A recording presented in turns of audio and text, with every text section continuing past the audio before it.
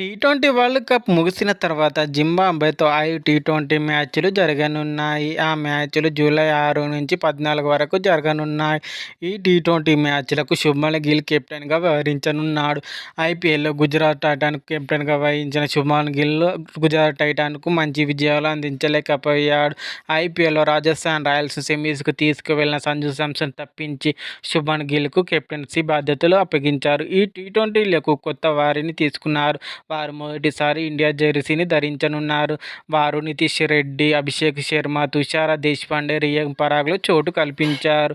T20 మ్యాచ్ల ప్లేయర్ల విషయానికి వస్తే శుభ్మన్ గిల్ కెప్టెన్సీ బాధ్యతలు వహించనుండగా యశస్వి జైస్వాల్, రుతురాజ్ గైక్వాడ్, అభిషేక్ శర్మ, రింకు సింగ్, సంజు శాంసన్, ధ్రువ్ జురేల్, నితీష్ రెడ్డి, రియాన్ పరాగ్, వాషింగ్టన్ సుందర్, రవి బిష్ణోయ్, ఆవిష్ ఖాన్, అహ్మద్, ముకేష్ కుమార్, తుషార దేశ్పాండే ఉన్నారు. తుషార దేశ్పాండే సీఎస్కేకు ఈసారి ఐపీఎల్లో అనేక విజయాలు అందించాడు. అతడు అద్భుతమైన ఫామ్లో ఉన్నాడు. అతడు జింబాబ్వే టూర్కు కీలకం కానున్నాడు.